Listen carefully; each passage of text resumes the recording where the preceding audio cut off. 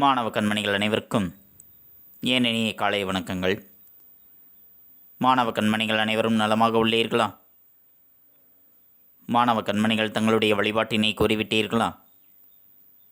நன்றி. நான் ஒரு நல்ல ஆசிரியர். நான் உங்களுக்கு தாயாகவும் தந்தையாகவும் இருந்து முறையான கல்வியை அன்புடன் போதிப்பேன். நான் ஒரு நல்ல ஆசிரியர்.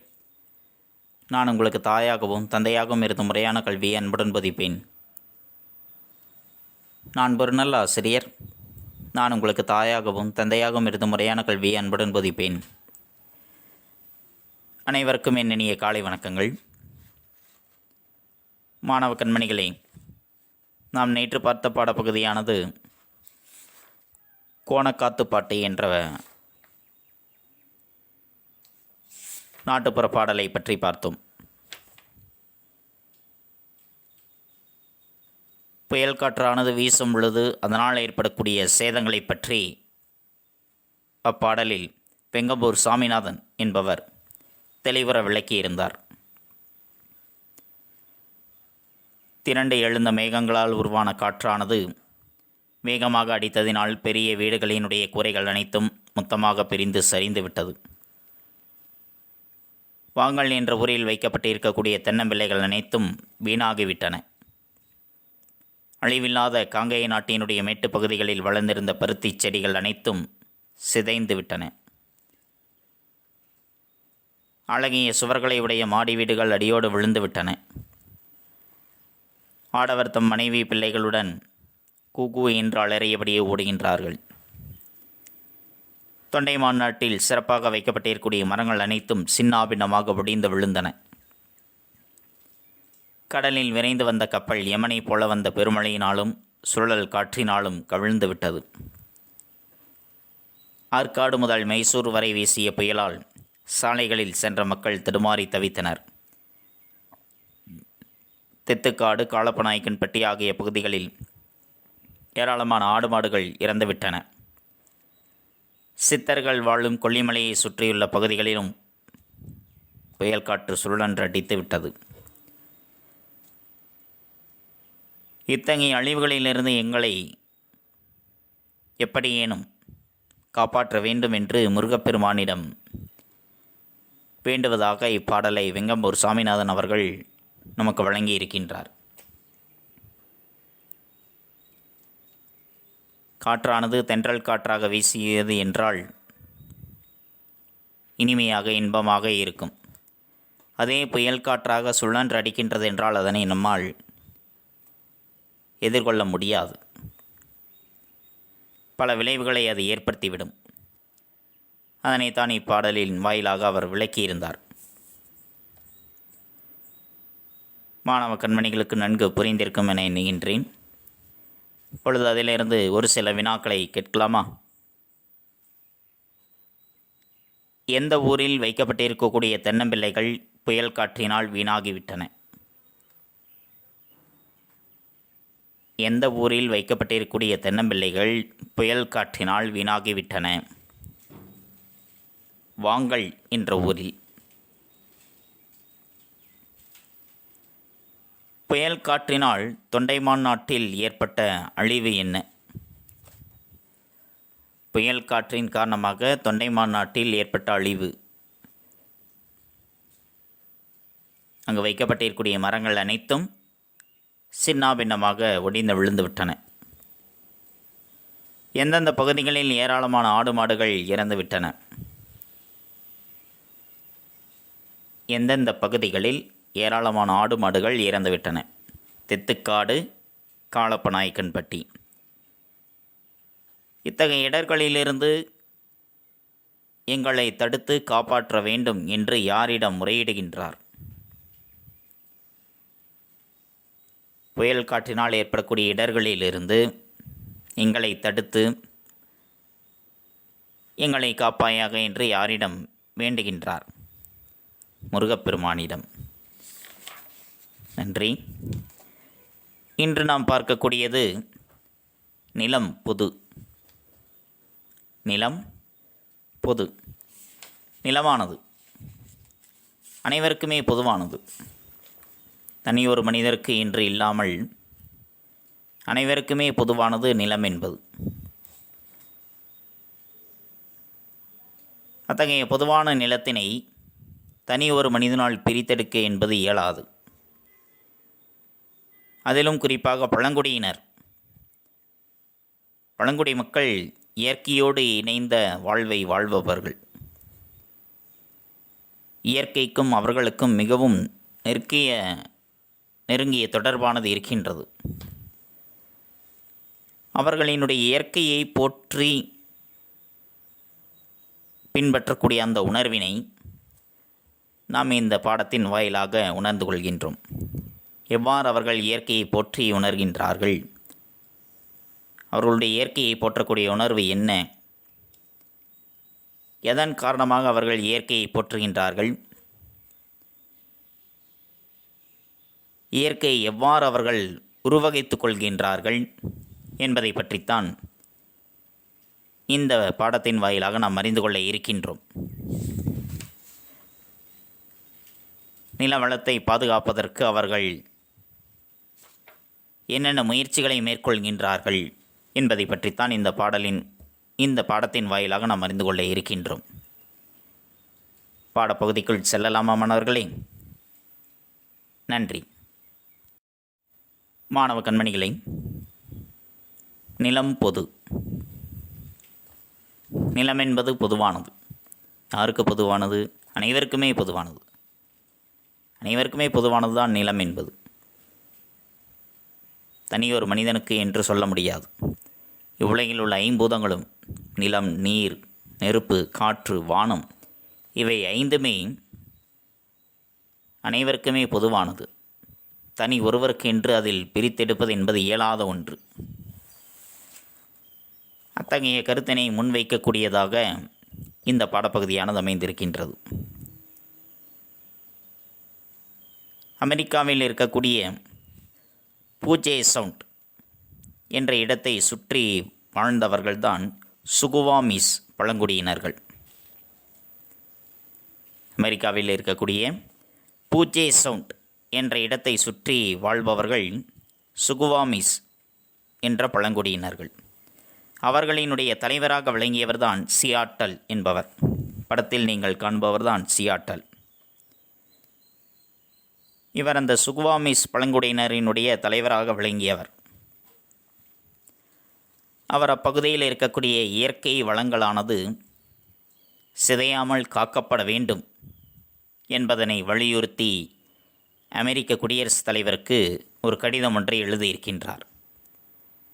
அந்த கடிதத்தினை தான் நமக்கு கொடுத்திருக்கின்றார்கள். ஒரு பழங்குடியின மக்களினுடைய தலைவர் அந்நாட்டினுடைய குடியரசுத் தலைவருக்கு கடிதம் எழுதுகின்றார். எதற்காக?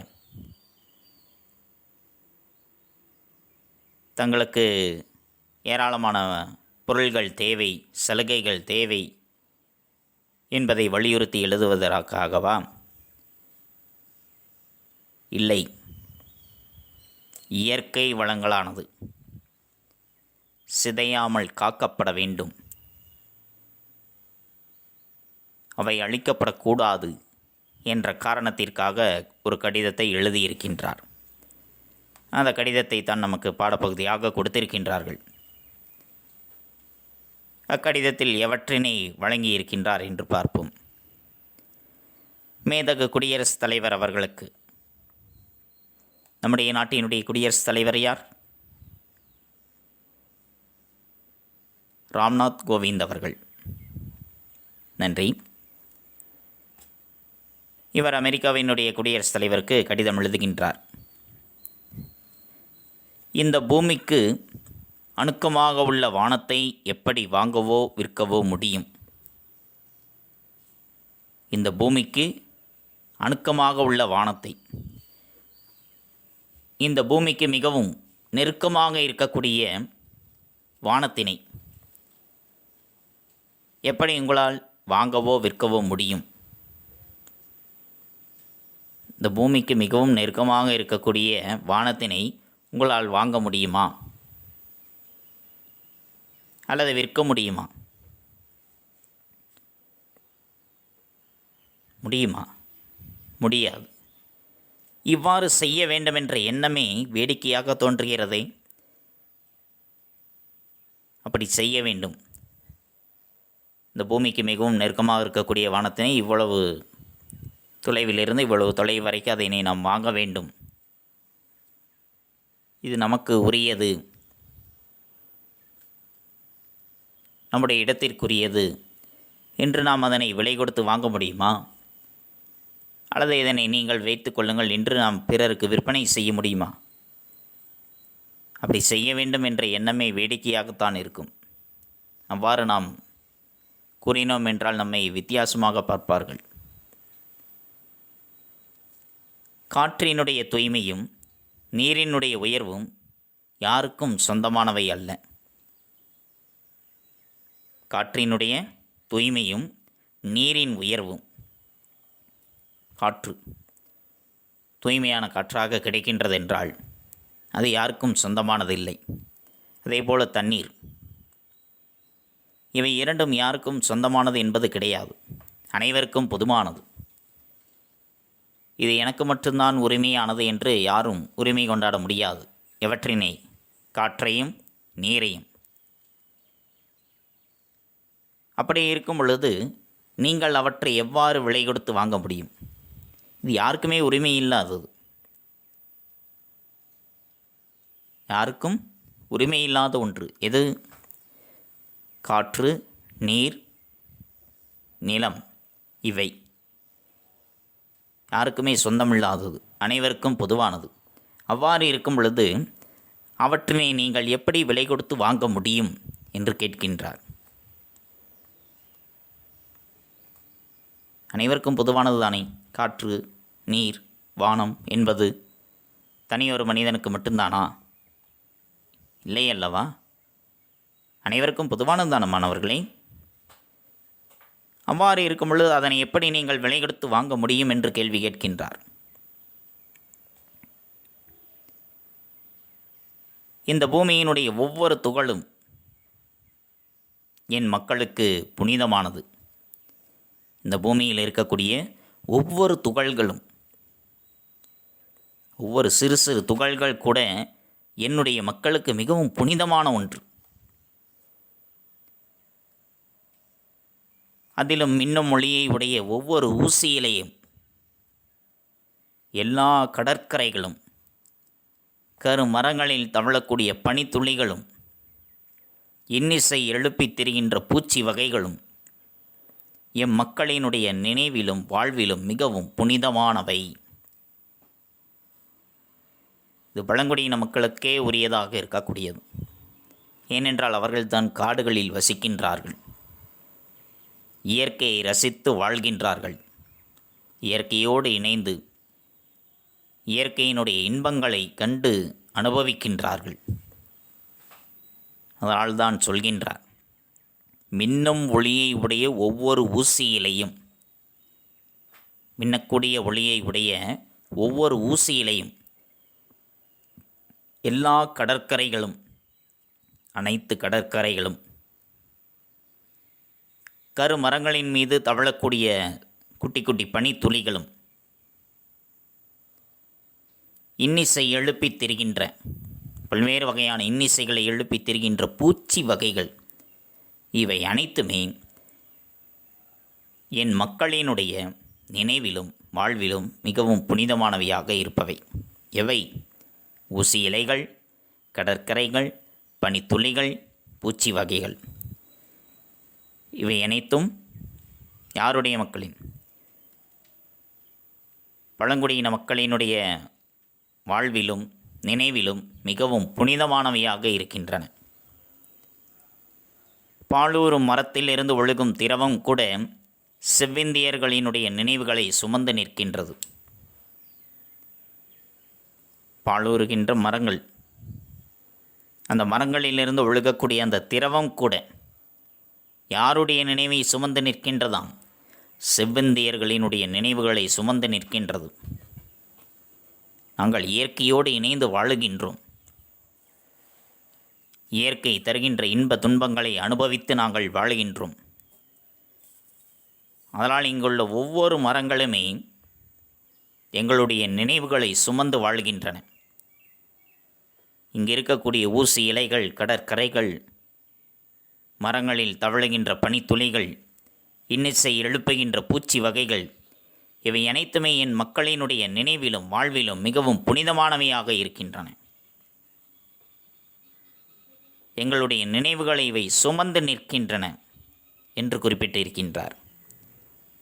யார்? சியாட்டல் அவர்கள். மரங்கள் யாருடைய நினைவுகளை சுமந்து நிற்கின்றதாம்? செவ்வந்தியர்களினுடைய நினைவுகளை சுமந்து நிற்கின்றனவாம். புரிந்ததா மாணவர்களே? நன்றி. எமது மக்கள் இந்த பூமியை எப்பொழுதும் மறப்பதே இல்லை. எங்களுடைய பழங்குடியின மக்கள், செவ்வந்திய மக்கள் இந்த பூமியை என்றும் மறப்பது கிடையாது. ஏனென்றால் இதுவே எங்கள் தாய். இதுதான் எங்களுடைய தாய், எங்களுடைய தாய் பூமி.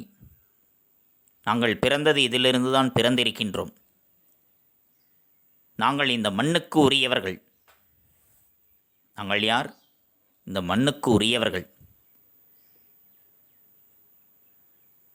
இந்த மண்ணினுடைய குழந்தைகள் நாங்கள். இந்த மண்ணும் எமக்குரியது, இந்த மண்ணும் எங்களுக்குரியது தான். ஏனென்றால் இது எங்களுடைய தாய். ஆதலால் இந்த மண்ணும் எங்களுக்குரியது, நாங்களும் இந்த மண்ணுக்குரியவர்கள். இங்கே இருக்கக்கூடிய நறுமணம் மிகுந்த மலர்கள், பல்வேறு விதமான நறுமணங்களை வீசக்கூடிய மலர்கள் அனைத்தும் என்னுடைய சகோதரிகள். இங்கே இருக்கக்கூடிய நறுமணங்கள் வீசுகின்ற மலர்கள் அனைத்துமே எங்களுடைய சகோதரிகள். காடுகளில் இருக்கக்கூடிய மான்கள், குதிரைகள், கழுகுகள் போன்ற அனைத்துமே என்னுடைய சகோதரர்கள். நறுமணம் வீசக்கூடிய பூக்கள் அனைத்தும் என்னுடைய சகோதரிகள். மான்கள், குதிரைகள், கழுகுகள் போன்ற விலங்கினங்களுமே என்னுடைய சகோதரர்கள். மலை முகடுகள், பசும் புல்வெளிகளினுடைய பனித்துளிகள், மட்ட குதிரைகளினுடைய உடல் சுட்டின் இதமான கதகதப்பு, இவை அனைத்துமே இங்குள்ள மனிதர்கள் எல்லாமும் ஒரே குடும்பம்தான். நாங்கள் அனைவருமே ஒரே குடும்பத்தை சார்ந்தவர்கள்தான். ஏனென்றால் இந்த பூமி எங்களுடைய தாய். இந்த பூமி எங்களுடைய தாய். நாங்கள் இந்த மண்ணுக்குரியவர்கள். இந்த மண்ணும் எங்களுக்குரியது. இங்கு இருக்கக்கூடிய நறுமணம் மிகுந்த மலர்கள் அனைத்துமே என்னுடைய சகோதரிகள். மான்கள், குதிரைகள், கழுகுகள் போன்ற அனைத்துமே என்னுடைய சகோதரர்கள். உயர்ந்த மலை முகடுகளாகட்டும், பசும் புல்வெளிகளின் மீது படர்ந்திருக்கக்கூடிய பனி துளிகளாகட்டும், மற்ற குதிரைகளினுடைய உடல் சூட்டினுடைய இதமான கதகதப்பு, இவை அனைத்துமே இங்குள்ள மனிதர்கள் அனைவரும் ஒரே குடும்பம்தான். அனைவருமே ஒரே குடும்பம்தான். அதனால் தான் மலர்களை சகோதரிகள் என்றும், மான், குதிரை, கழுகுகளை சகோதரர்கள் என்றும் சொல்கின்றார். வாஷிங்டனினுடைய பெருந்தலைவர் எங்களுடைய நிலங்களை வாங்க விருப்பம் தெரிவித்ததாக சொல்லி அனுப்பிய பொழுது, இந்த நிலங்களை நீங்கள் எங்களுக்கு கொடுத்து விடுங்கள் என்று நீங்கள் விருப்பம் தெரிவித்திருக்கின்றீர்கள். அவ்வாறு இருக்கும் பொழுது நாங்கள் எங்கு சென்று வாழ்வது? நீங்கள் இதனை வாங்கிவிட்டீர்கள் என்றால் எங்களை அப்புறப்படுத்தி விடுவீர்கள். அப்பொழுது நாங்கள் எங்கே சென்று வாழ்வது என்ற நிலை ஏற்படும் பொழுது, நாங்கள் மனநிறைவுடன் வாழ்வதற்கு எங்களுக்கென்று ஒரு தனி இடத்தினை நீங்கள் ஒதுக்கித் தருவதாக கூறியிருந்தீர்கள். நாங்கள் மன நிம்மதியோடு வாழ வேண்டும் என்பதற்காக எல்லாவிதமான வசதிகளும் அதில் இருக்க வேண்டும் என்று எங்களுக்கென்று ஒரு தனி இடத்தினை நீங்கள் ஒதுக்கித் தருவதாக கூறியிருக்கின்றீர்கள். ஆதலால் நீங்கள் எங்களுக்கு தந்தை. நீங்கள் எங்களுக்கு தந்தை, நாங்கள் உங்களுக்கு பிள்ளைகளாக இருக்கின்றோம். நீங்கள் எங்களுக்கு தந்தை, நாங்கள் உங்களுக்கு பிள்ளைகளாக இருக்கின்றோம். ஏனென்றால் இந்த பூமி எங்களுடைய தாய் என்று நான் சொல்லியிருந்தேன். அப்போ நான் வாழ்வதற்கேற்ற, எங்களுடைய இனத்தவர்கள் வாழ்வதற்கேற்ற ஒரு தனி இடத்தினை ஒதுக்கி தருவதாக அவர் சொல்லியிருக்கின்றார். அவ்வாறு இருக்கும் பொழுது அவர் யார்? எங்களுக்கு தந்தை. நாங்கள் அவருக்கு பிள்ளைகளாக இருக்கின்றோம். இருந்தாலும் இந்த நிலமானது எங்களுக்கு மிகவும் புனிதமானது. இந்த நிலமானது எங்களுக்கு மிகவும் புனிதமான ஒன்று. ஆதலால் இதற்கு சம்மதிப்பது என்பது மிகவும் இயலாத ஒன்று. எதற்கு சம்மதிப்பது? எங்களுடைய நிலங்களை வாங்க வேண்டும் என்று விருப்பம் தெரிவித்திருக்கின்றீர்கள் அல்லவா? அதற்கு சம்மதிப்பது என்பது இயலாத ஒன்றாக இருக்கின்றது. அது எங்களால் முடியாத ஒன்று.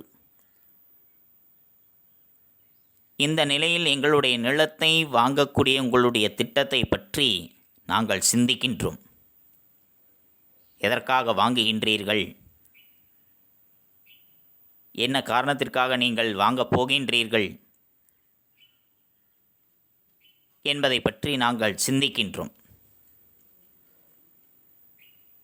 எவ்வளவு அற்புதமான ஒரு சொர்க்க பூமியில் நாங்கள் வாழ்ந்து கொண்டிருக்கின்றோம்.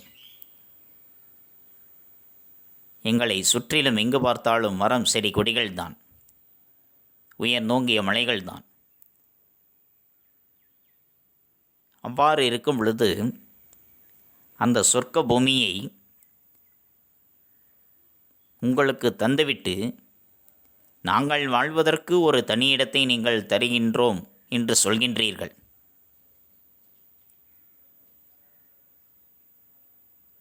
எனவே அதனை பற்றி நாங்கள் சிந்தனை செய்வோம்.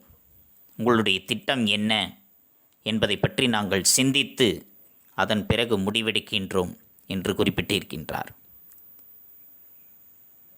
ஏன் இந்த அளவிற்கு சொல்கின்றார் என்றால், அந்த பூமியானது அவருக்கு எதனை போன்றது? தாயை போன்றது. அவர் அந்த மண்ணிற்குரியவராக இருக்கின்றார். அதேபோன்று இந்த மண்ணும் எங்களுக்குத்தான் உரியது என்று உறுதியாக நிற்கின்றார். நாமும் அதே போன்றுதான் மாணவர்களே. நாம் வாழக்கூடிய நம்முடைய பூமியும் நம்முடைய நிலமும் நமக்குரியது. நாம் இந்த நிலத்திற்கு உரியவர்கள்.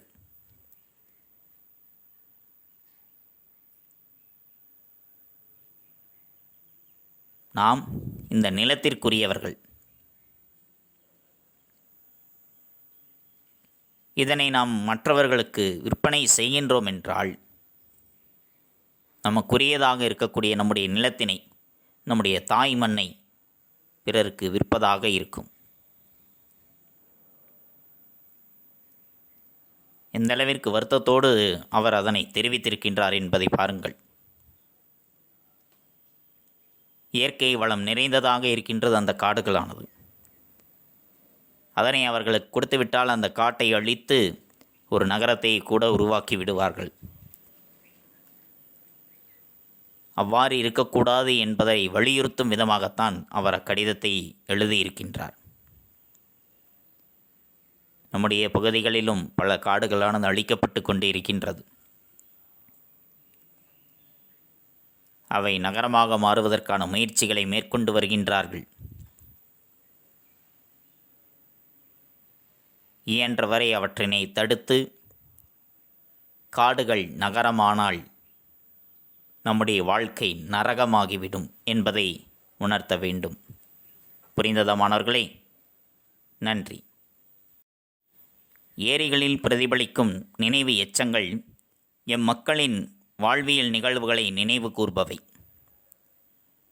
அங்கு இருக்கக்கூடிய ஏரிகள், அவர்கள் வாழுகின்ற அந்த பகுதிகளில் இருக்கக்கூடிய ஏரிகளில் பிரதிபலிக்கின்றன நினைவு சின்னங்களானது. அவை அவர்களினுடைய அந்த பழங்குடியின மக்களினுடைய வாழ்வியல் நிகழ்வுகளை நினைவு கூர்பவையாக இருக்கின்றன. எவை? ஏரிகளில் இருக்கக்கூடிய நினைவு எச்சங்களானது. அந்த ஏரிகளில் இருந்து பாய்ந்து செல்லக்கூடிய நீரின் முணுமுணுப்புகள் எம் பாட்டனார்களின் குரல்களாகும் என்று சொல்கின்றார். அந்த நீரில் இருக்கக்கூடிய முணுமுணுப்பு, சலசலவென்று தண்ணீரானது ஓடும் அல்லவா, அது அவருடைய பாட்டன்மார்களினுடைய குரல்களாம். அவர்களுடைய குரல்களை போன்று அந்த நீரினுடைய முணுமுணுப்பானது சலசலவென்று ஒளி எழுப்பி செல்வதானது இருக்கின்றதாம். இந்த ஆறுகள் யாவும் என் உடன் பிறந்தவர்கள். இந்த இடத்தில் பாய்கின்ற ஆறுகள் அனைத்துமே என்னுடன் பிறந்தவர்கள், என்னுடைய சகோதரர்கள். இவர்கள்தாம் எமது தாகத்தை தீர்க்கின்றார்கள். ஏனென்றால் அவர்கள்தான் எங்களுடைய தாகத்தை தணிக்கின்றார்கள். எம் மக்களினுடைய தோணிகளையும் இவர்களே சுமந்து செல்கின்றனர். எம் மக்களினுடைய தோணிகள், தோணி என்பது படகு, என் மக்களினுடைய படகுகளை இவர்கள்தான் சுமந்து கொண்டு செல்கின்றார்கள். எம் மக்களினுடைய படகுகளை இவர்கள்தான் சுமந்து கொண்டு செல்கின்றார்கள். யாரு? ஆறுகள். அந்த ஆறுகள் யாராம்? இவருக்கு உடன் பிறந்தவர்கள். குழந்தைகளுக்கு உணவளிக்கின்றனர். இங்குள்ள ஓடைகளிலும் ஆறுகளிலும் ஓடும் வனப்புமிகு நீரானது வெறும் தண்ணீரென்று எமது மூதாதையரின் குருதியாகும். எங்களுடைய குழந்தைகளுக்கு உணவை தருகின்றார்கள். இது ஆறுகளானது. அங்குள்ள ஓடைகளிலும் ஆறுகளிலும் ஓடக்கூடிய அழகு மிகுந்த நீரானது வெறும் தண்ணீர் அல்ல. அது வெறும் தண்ணீர் இல்லை, உங்களுக்குத்தான் அது தண்ணீர். ஆனால் எங்களுக்கு, எங்களுடைய மூதாதையரினுடைய குருதி அது, அவர்களுடைய இரத்தம். அவைதான் இங்கே ஆறாக ஓடையாக ஓடிக்கொண்டே இருக்கின்றது. உங்களை பொறுத்தவரை அது தண்ணீராக இருக்கும். ஆனால் எங்களை பொறுத்தவரை அது என்னுடைய மூதாதையரினுடைய குருதி என்று சொல்கின்றார். இந்நிலம் புனிதமானது என்பதை நீங்கள் நினைவில் வைத்துக் கொள்ளுங்கள். உங்கள் குழந்தைகளுக்கும் இதனை கற்றுக் கொடுங்கள் என்று சொல்கின்றார். இந்த நிலம் எந்தளவிற்கு புனிதமானது என்பதை நீங்கள் நினைவில் வைத்துக் கொள்ளுங்கள். ஏனென்றால் இங்குள்ள ஏரிகளில் பிரதிபலிக்கின்ற நினைவு எச்சங்கள் என்னுடைய மக்களினுடைய வாழ்வியல் நிகழ்வுகளை நினைவு கூர்வதாக இருக்கின்றது. அங்கு ஓடுகின்ற நீரினுடைய முணுமுணுப்புகளானது என்னுடைய பாட்டன்மார்களினுடைய குரல்களாக காட்சியளிக்கின்றன. இந்த ஆறுகள் அனைத்தும் என்னுடன் பிறந்தவர்கள்.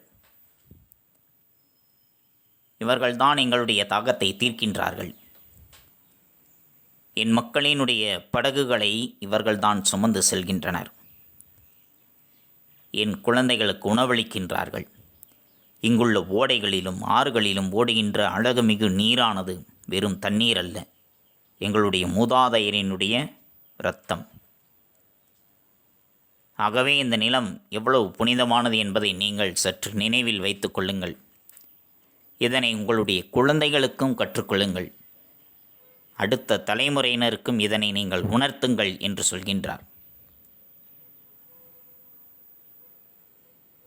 நாம் வாழுகின்ற இப்பூமியானது எவ்வளவு புனிதமானது என்பதை நாமும் உணர்ந்து கொள்ள வேண்டும். வரக்கூடிய தலைமுறையினருக்கும் அதனை நாம் உணர்த்த வேண்டும். எமது வாழ்வு முறையினுடைய சிறப்புகள் உங்களுக்கு தெரியாது என்பது எங்களுக்கு தெரியும். எங்களுடைய வாழ்வு முறையினுடைய சிறப்புகள், நாங்கள் எப்படி வாழுகின்றோம், எங்களுடைய வாழ்க்கை முறை என்ன, அதனுடைய சிறப்புகள் என்பது என்ன என்பது உங்களுக்கு தெரியாது என்பது எங்களுக்கு தெரியும். எங்களை பற்றியெல்லாம் நீங்கள் அறிந்திருக்க மாட்டீர்கள். நாங்கள் எப்படி இருக்கின்றோம், எப்படி உண்கின்றோம், எங்களுடைய பழக்க வழக்கங்கள் என்ன என்பதை பற்றி உங்களுக்கு தெரியாது என்பது எங்களுக்கு தெரியும். ஒரு குறிப்பிட்ட நிலப்பகுதியும் அதற்கடுத்துள்ள நிலப்பகுதியும் உங்களுக்கு ஒன்றுதான். ஒரு குறிப்பிட்ட நிலப்பகுதி இருக்கின்றது. இப்போ இயற்கை சூழ்ந்த ஒரு நிலப்பகுதி இருக்கின்றது. அதனை அடுத்து ஒரு நிலப்பகுதி இருக்கின்றது, ஒரு வறண்ட பாலைவனமாக இருக்கின்றது. அந்த இரண்டுமே உங்களுக்கு ஒன்றுதான். இரண்டும் ஒன்றை போன்றுதான் உங்களுக்கு. ஏனென்றால் நீங்கள் அயலவர்கள், நீங்கள் அந்நியர்கள். இந்நிலத்திலிருந்து தேவையானவற்றை எடுத்துச் செல்லவே நீங்கள் இங்கு வருகின்றீர்கள். இந்த நிலத்திலிருந்து நீங்கள் உங்களுக்கு என்ன தேவையோ, உங்களுக்கு தேவையான ஒன்று இந்த நிலத்தில் இருக்கின்றது. அதனை எடுத்து செல்வதற்காகத்தான் நீங்கள் இங்கு வருகின்றீர்கள். அதற்காகத்தான் எங்களுடைய நிலங்களை வாங்க வேண்டும் என்று நீங்கள் விருப்பம் தெரிவித்திருக்கின்றீர்கள். அது எங்களுக்கு நன்றாக தெரிந்திருக்கின்றது என்று குறிப்பிடுகின்றார். ஒரு இடத்தில் இருக்கக்கூடிய நிலத்தினை அதிக விலை கொடுத்து வாங்குகின்றார்கள் என்றால், அந்த நிலத்திற்கடியிலிருந்து ஏதேனும் ஒரு பொருளானது, விலை மதிப்பில்லாத ஒரு பொருளானது கிடைக்கப் போகின்றது. அதனை ஆய்ந்தறிந்து அதனை எடுப்பதற்காக அவர்கள் நிலத்தினை வாங்குகின்றார்கள். அதே போன்றுதான் இவர்களுடைய நிலத்தினையும் அவர் கேட்பது. நீங்கள் இந்த நிலத்திலிருந்து தேவையானவற்றை எல்லாம் எடுத்து சென்று விடுவீர்கள். அதற்காகத்தான் இங்கே வருகை தருகின்றீர்கள். அவ்வாறு நீங்கள் எடுத்து சென்று விட்டீர்கள் என்றால், இந்த நிலமானது வறண்ட பாலைவனமாக காட்சியளிக்கும். அதற்காகத்தான் நீங்கள் இங்கே வருகின்றீர்கள் என்று சொல்கின்றார். புரிந்ததா மாணவர்களே? ஏரிகளில் பிரதிபலிக்கின்ற நினைவு எச்சங்கள் அவர் மக்களினுடைய வாழ்வியல் நிகழ்வுகளை நினைவு கூர்பவையாக இருக்கின்றன. நீரினுடைய முணுமுணுப்புகள் இவருடைய பாட்டன்மார்களினுடைய குரல்கள். இங்குள்ள ஆறுகள் அனைத்தும் அவருடன் பிறந்தவர்கள். இவர்கள் எங்களுடைய தாகத்தை தீர்க்கின்றார்கள். என் மக்களினுடைய தோணிகளையும் இவர்கள்தான் சுமந்து செல்கின்றார்கள். எங்களுடைய குழந்தைகளுக்கு உணவை தருகின்றார்கள். இங்குள்ள ஓடைகளிலும் ஆறுகளிலும் ஓடுகின்ற நீரானது வெறும் நீரல்ல, எங்களுடைய என்னுடைய முன்னோர்களினுடைய குருதி. அதனால் இந்த நிலமானது எங்களுக்கு எந்த அளவிற்கு புனிதமானது என்பதை நீங்கள் சற்றே நினைவில் வைத்துக் கொள்ளுங்கள். நீங்கள் கற்றுக்கொண்டதோடு மட்டுமல்லாது அதனை உங்களுடைய குழந்தைகளுக்கும் கற்றுக் கொடுங்கள். எந்த அளவிற்கு மிகவும் புனிதமானது நாம் வாழ்கின்ற நிலம் என்பதனை. நாங்கள் எவ்வாறு வாழுகின்றோம், எங்களுடைய வாழ்க்கை முறை என்ன, எங்களுடைய பழக்க வழக்கங்கள் என்ன என்பதை பற்றி உங்களுக்கு தெரியாது என்பது எங்களுக்கு தெரியும். ஏனென்றால் நீங்கள் அயலவர்கள். உங்களுக்கு தேவையான ஒன்று இங்கே இருக்கின்றது. அதனை எடுத்து செல்வதற்காகத்தான் நீங்கள் இங்கே வருகின்றீர்கள் என்பது எங்களுக்கு தெரியும் என்று குறிப்பிட்டிருக்கின்றார். புரிந்ததா மாணவ கண்மணிகளே? நன்றி.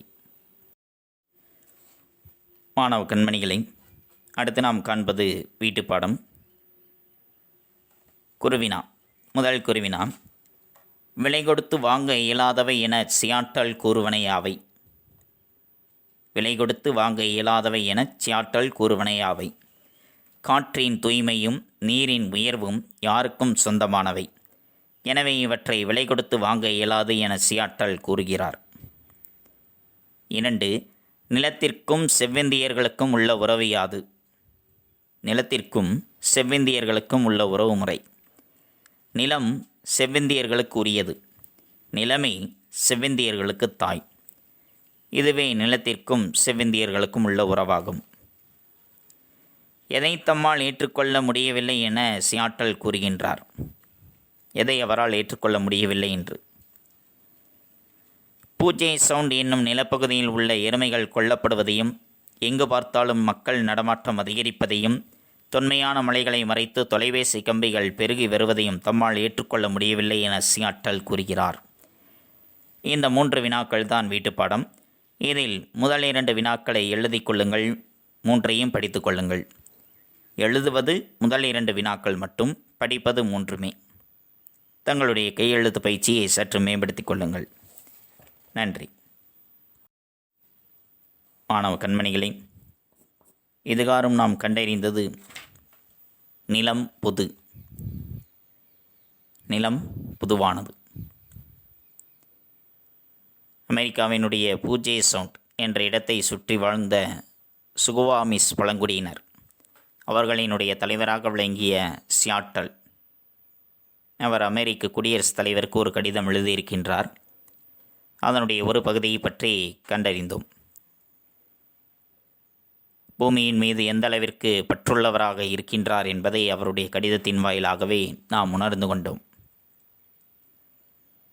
இங்குள்ள ஊசி இலைகள், கடற்கரைகள், பனித்துளிகள், பூச்சி வகைகள் அனைத்துமே புனிதமானவை என்று குறிப்பிடுகின்றார். இந்நிலமானது எங்களுக்கு தாயை போன்றது என்று குறிப்பிடுகின்றார். மலர்கள் அனைத்தும் அவருக்கு சகோதரிகளைப் போன்றும், மான்கள், குதிரைகள், கழுகுகள் போன்றவை சகோதரர்கள் போன்றும், இங்குள்ள மனிதர்கள் அனைவருமே ஒரே குடும்பமாக வாழ்வதாகவும் குறிப்பிடுகின்றார். ஏரிகளில் பிரதிபலிக்கின்ற நினைவு எச்சங்கள் அவரது மக்களினுடைய வாழ்வியல் நிகழ்வுகளை நினைவு கூர்வதாகவும், நீரின் முணுமுணுப்புகள் பாட்டன்மார்களினுடைய குரல்களைப் போன்றும், ஆறுகள் உடன் பிறந்தவர்களாகவும் அவர்களுடைய தாகத்தை தணிப்பதாகவும், மக்களினுடைய தோணிகளை சுமந்து செல்வதாகவும், குழந்தைகளுக்கு உணவளிப்பதாகவும் குறிப்பிட்டிருக்கின்றார். அந்த ஓடைகளிலும் ஆறுகளிலும் ஓடுகின்ற நீரானது வெறும் தண்ணீர் அல்ல, அவருடைய மூதாதையரின் முன்னோர்களினுடைய குருதி என்று சொல்கின்றார். எங்களுடைய வாழ்வுமுறையினுடைய சிறப்புகள் பற்றி உங்களுக்கு தெரியாது என்பது தனக்கு தெரியும் என்றும் குறிப்பிடுகின்றார். அவர்களுடைய வாழ்க்கை முறையை பற்றி நமக்கும் கூட தெரியாது, பழங்குடியின மக்கள் எப்படி வாழுகின்றார்கள் என்று. இதனை பற்றி இன்றைய பாடப்பகுதியில் நாம் தெளிவுற கண்டுணர்ந்தோம். மாணவ கண்மணிகளுக்கு நன்கு புரிந்திருக்கும் என எண்ணுகின்றேன். அடுத்து நாம் காண்பது பாடப்புத்தகம் படித்தல்.